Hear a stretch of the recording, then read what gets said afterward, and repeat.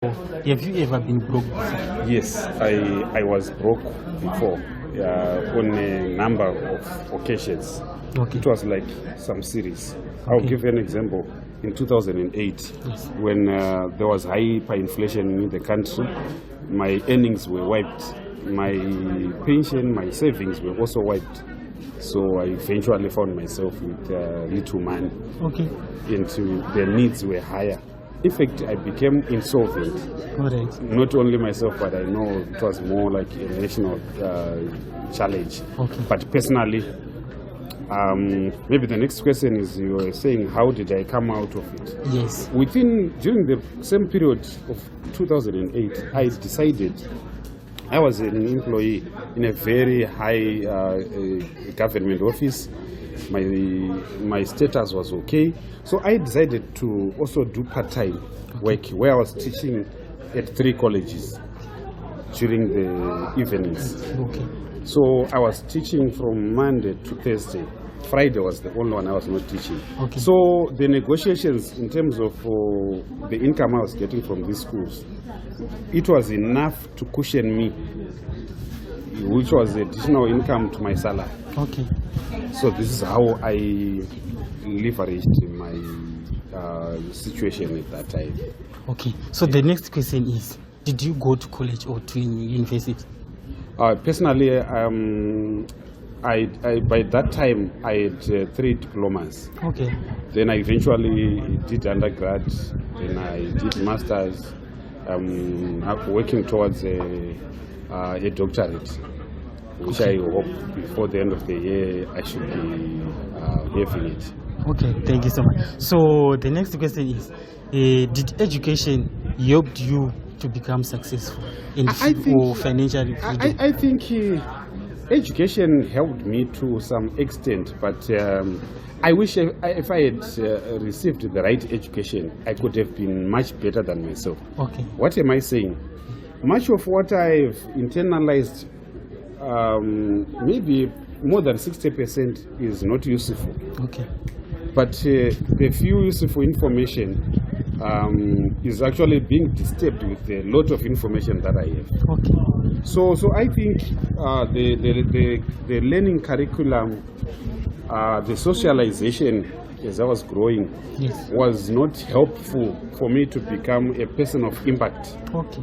So I had to figure myself out after having tried a number of things. Then I discovered that I needed to know, like here, this workshop, I needed to know how to multiply money in a sustainable manner, Okay. how to spend money wisely, Okay. how to create impact. These are the 3 things that I needed to know. And I needed only to develop myself to be a value dispensing person. So the skills I was supposed to get through education, or as I was growing, socialization and education was supposed to capacitate me with value dispensing skills. Okay. Not all the other unnecessary knowledge that I have acquired, which I may never use. Just like this idea of the blast furnace. Yes. We're labeling it. Even the grasshopper thing, I have never used that. Okay. Yeah. Unless if there were some concepts that we were learning, but I never got to know what I was really learning. Because in art, I'm not an artist. I didn't want to draw things. Okay. So I believe education, if I had received the right education, my level of achievement could have been much better than where I am. Okay. Thank you so much. So if you go to your 20-year-old yourself, Yes. what advice would you give to yourself? You mean if I were Going back? If I were to be young again? Yes. Okay, there are several advices. The first one is discover one's purpose in life. Okay, one purpose. Yes. So when one discovers the purpose, Yes. then you also build your value dispensing skills in pursuit of your purpose. So how to discover the purpose and how to build value dispensing skills, I think it's important. Even socially, when we also go through marriage,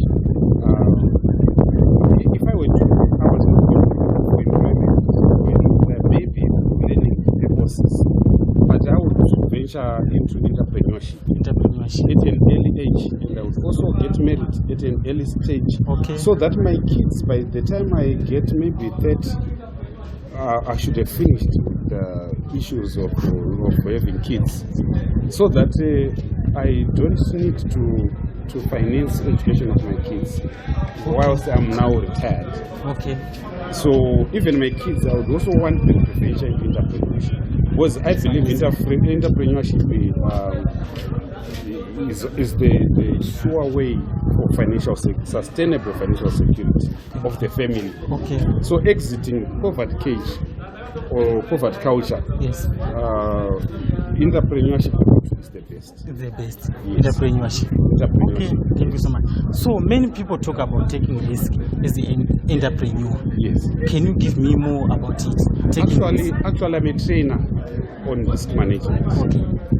Risk management at personal level and Yes. at corporate level. Okay.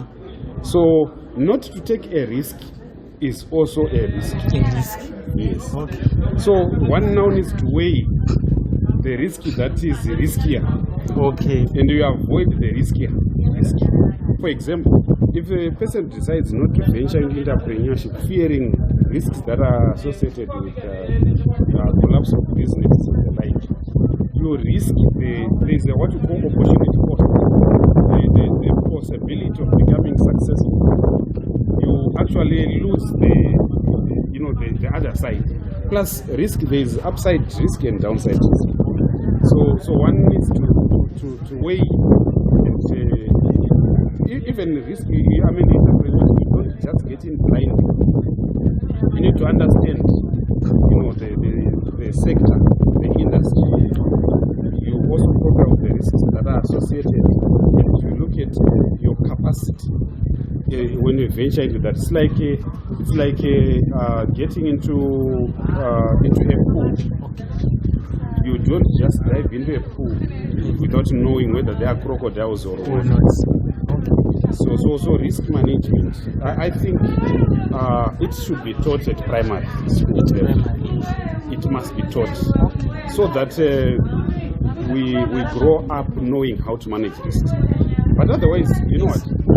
Our mind, the default setting for our mind is the risk averse. As a way of preserving the body. Yes. So you find if you remain on that default mode, on certain things you will never grow. Okay. Otherwise, we are wired to avoid risks so that we continue existing. So, all right. So the next question: do you believe in God? How important was faith in your career or in your entrepreneurship? I think on socialization. Yes. To me, on socialization, I was socialized to believe in God, such that success and failure, God has some powers even to assist, even networks. But there is something that God does, which no human person maybe can do. But however, yes, it's not like one would need to be, to be lazy and expect God to do things. Yes, exactly. But otherwise, I exist not because I wanted to exist. I exist because God decided. Okay. My purpose is linked to His purpose. So I exist to advance His purpose. Yes. Whilst I will say it is my purpose. So whatever I'm doing has something to do with God. God. Yes. Thank you so much. So when in terms of building resilience, yes, because in entrepreneurship one needs to be resilient. There are some other natural knowledge that we acquire, but there is a time when one may need to also dig deeper into faith. Into faith. Yes, where you need maybe higher powers. Yes. Especially when things appear, like in our country, there are issues to do with corruption Yes. or fear to approach certain offices. Exactly. At one time, one needs some divine interventions. Okay. So faith is a very key factor. Yes. Yes. Okay, thank you so much. So your last message to the younger generation of my age, Yes. what's your last message? I think the first issue is knowing, having an intimate relationship with God. Okay. It is very important at personal level, having a relationship with God, and also knowing the place of God in your life. It is also important. Yes. Because we don't need to, to take God like he is supposed to be more like our fire brigade. We only get to know about him when there is fire. We have to have a relationship with him. And our relevance, our usefulness in the world is about God's agenda, which I believe is about love. So in terms of character building, molding, the youth should mold their characters using biblical principles, which will help them to avoid certain hidden aspects on their way. Okay. So the Bible protects, it has got principles for success Yes. socially, Okay. even in business. In business. Of which if the youth, but however, there are certain errors that I've seen also within church systems, whereby it appears as if some churches exist to milk, its members without Okay. empowering them. Because there's what I term bankrupts of spiritual empowerment. Yes. Because when we talk of faith, it's about fighting demons. So if you go to church and you are not taught how to fight demons, Yes. you can you can know so many verses, but as long as you don't know how to tap from the power that is existing, Yes. then you can become spiritually bankrupt. Bankrupt. Oh, okay. So it is more important for churches to train their members so that they pray for themselves. Okay. They don't become prophet, pastor, bishop dependent. Exactly. But they must know how to tap from the Holy Spirit, how to win battles with devils. Because we are saying there is what we call great controversy between God and Satan. And we are a playground. Yes. So if we don't know how to defeat the devil, Yes. we will live defeated lives. Oh, okay. So our defeated lives will be seen socially and economically. Okay. So there is need to make sure that in our praying, are we capacitated spiritually? And also, even when we get to churches, we need also to see, are we growing economically? Are we growing socially? Yes. Are we really benefiting by belonging to those churches? But if we are growing by claiming verses, Yes. which do not translate to an improvement in our life, I believe there is need also to include the aspect of dealing with demons. Because demons, I believe they run in families. Yes. Such that even if there is a demon that is operating, that is limiting, maybe economically, that is limiting your family, Yes. that is keeping your family in a poverty cage and perpetuating poverty culture. Yes. So if we don't know how to fight those demons, Yes. even if you acquire degrees, if you do certain things, I believe personally that the powers of those spirits will limit you.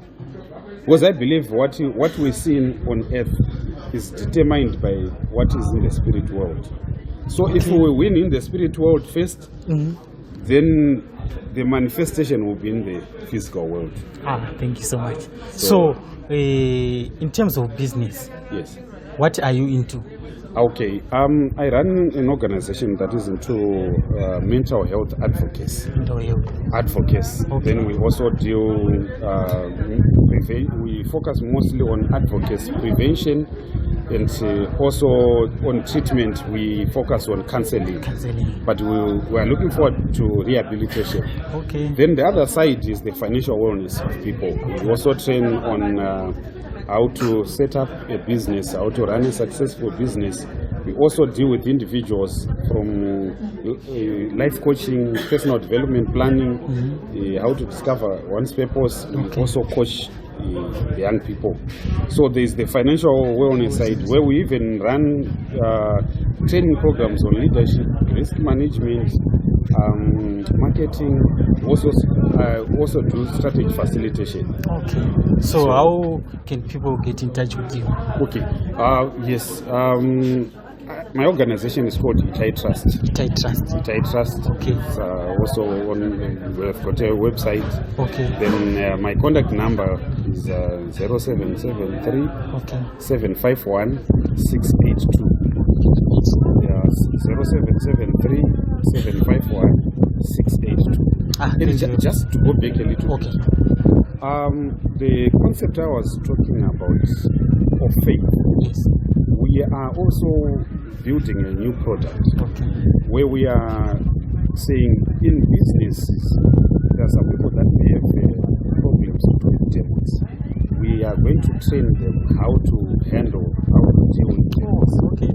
Then at individual level, when we do mental health interventions, some people are not victims of natural effects, but they could be demonic.